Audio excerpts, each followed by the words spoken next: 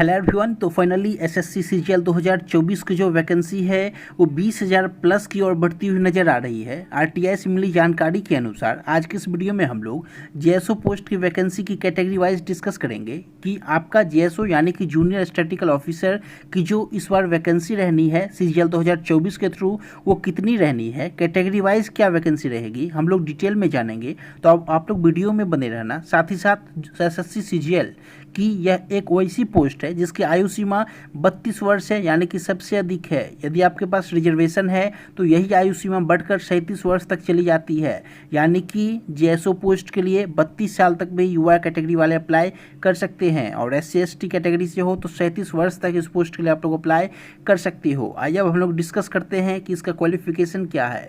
JSO post यानी कि junior statistical officer post की जो क्वालिफिकेशन है वो इस रूप में है कि आपके पास एक बैचलर डिग्री होनी चाहिए, यानी कि आप लोग ग्रेजुएट हो किसी भी सब्जेक्ट से, लेकिन उसके साथ ही साथ आपका जो 10+2 में सब्जेक्ट है वो PCM हो, यानी कि फिजिक्स केमिस्ट्री मैथ से आपने 10+2 कंप्लीट किया हो और आपके मैथमेटिक्स में 60% मार्क्स मिनिमम हो, यानी कि मैथ के सब्जेक्ट में आपके 60 नंबर होने चाहिए और 10+2 में आपका मैथ एक सब्जेक्ट भी होना चाहिए। या फिर आपके पास कोई भी इन सभी में से क्वालिफिकेशन नहीं है तो इस रूप में क्वालिफिकेशन आपके पास होनी चाहिए कि आपके पास बैचलर डिग्री हो, यानी कि आप लोग ग्रेजुएट हो, वो मैथमेटिक्स से हो या फिर स्टैटिक्स से हो या फिर इकोनॉमिक्स से हो, इन सभी में से कोई एक सब्जेक्ट मेन आपका होना चाहिए। तो आप लोग जेएसओ पोस्ट के लिए अप्लाई कर सकते हो। आप लोग जब एसएससी सीजीएल के लिए फॉर्म अप्लाई करते हो तो उसी में आपसे पूछा जाता है are you also applying for the JSO post, तो आपको वहाँ पे यस में टिक करना होता है। तो इस तरीके से आप लोग इस पोस्ट के लिए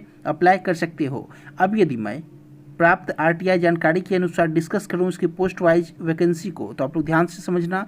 देखो, कैटेगरी वाइज एसएससी सीजीएल 2024 में जो वैकेंसी है वो इस रूप में है और कुल मिलाकर जूनियर स्टैटिस्टिकल ऑफिसर यानी कि जेएसओ की वैकेंसी एसएससी सीजीएल 2024 के थ्रू 725 अब तक रिपोर्ट हो चुकी है, जिसमें कि युवा कैटेगरी का 253 वैकेंसी है, ईडब्ल्यूएस कैटेगरी का 75 वैकेंसी है, ओबीसी कैटेगरी का 219 वैकेंसी है, एससी कैटेगरी का 115 है और एसटी कैटेगरी का 63 वैकेंसी है, यानी कि कुल मिलाकर वैकेंसी 725 अब तक रिपोर्ट हो चुकी है।